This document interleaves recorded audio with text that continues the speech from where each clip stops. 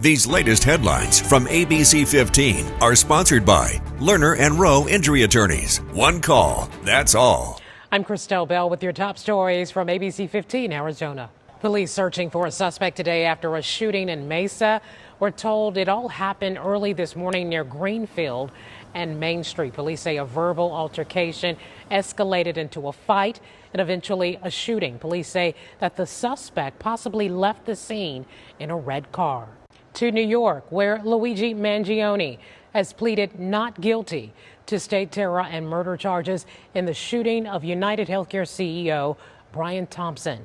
Right now, Mangione faces 11 charges in New York State, along with a maximum sentence of life in prison without parole. Mangione also faces the death penalty for federal charges in the case. Cameras caught a gathering of protesters outside the courthouse. Inside, Mangione's attorneys blasted the NYPD and New York City Mayor Eric Adams for their controversial perp walk last week when Mangione was brought back from Pennsylvania. He is expected to be back in court again February 21st.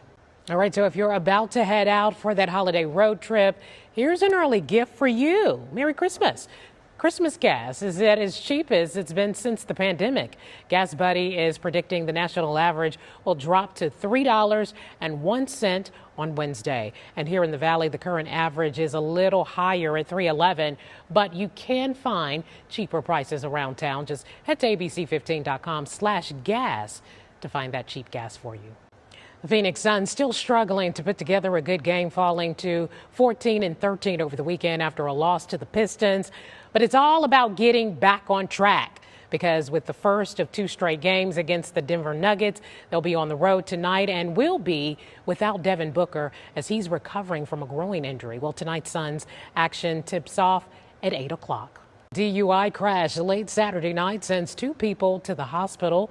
Glendale police say that this is near 51st Avenue and Camelback. They tell us two vehicles were involved and both people injured or expected to recover. ABC 15 has learned a 27-year-old was arrested on suspicion of DUI to the slightest degree. That charge means the influence of alcohol is believed to affect a driver's judgment, even if their blood alcohol level is below the typical legal limit of 0.08. Well, last week, ABC 15 told you about a statewide task force targeting drunk driving over the holidays, making an average of 81 DUI arrests a day. And data shows drunk driving incidents usually surge this time of year. You can find this story and more from the Operation Safe Roads team at abc15.com.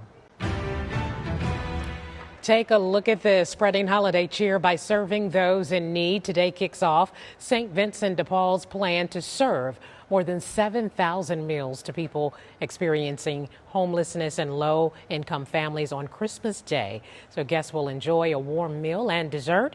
If you're interested in helping, you're encouraged to volunteer. You can find more information on our website at abc15.com.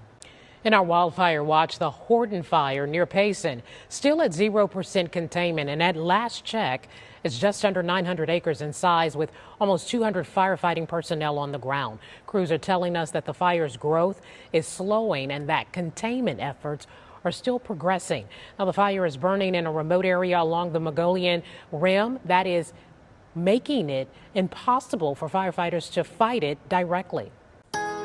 Tracking your most accurate forecast, I'm meteorologist Justin Hobbs. As we're getting ready for your Christmas Day, we are watching a storm system that's set to bring some snow to the high country. But first, we've got an area of high pressure that's building in. That stays in place for our Christmas Eve, keeping us dry. But clouds will build in throughout the day as the storm system starts to move closer. Now, it's going to move to our north overnight Christmas Eve into Christmas Day. So as you're waking up Christmas Day, you may see a few snowflakes flying, especially up there in northern Arizona. Then another storm system we are tracking moves in as we get into Thursday into Friday, brings another chance for around some snow showers there in northern Arizona. For Christmas Eve, if you're getting any of your last-minute holiday shopping done, well, we'll recommend maybe not in the morning hours. We still have high pollution advisories in place, also that no burn day. Temperatures will be in the low 50s to start the day out, but we warm up substantially once again. We're topping out around 78 degrees in the afternoon. But then that storm system brings temperatures tumbling down for Christmas Day, 69 for a high. Then we're down to 68 for Thursday, seeing temperatures in the mid-40s in the overnight hours. By next weekend, we'll see high temperatures back in the mid-70s.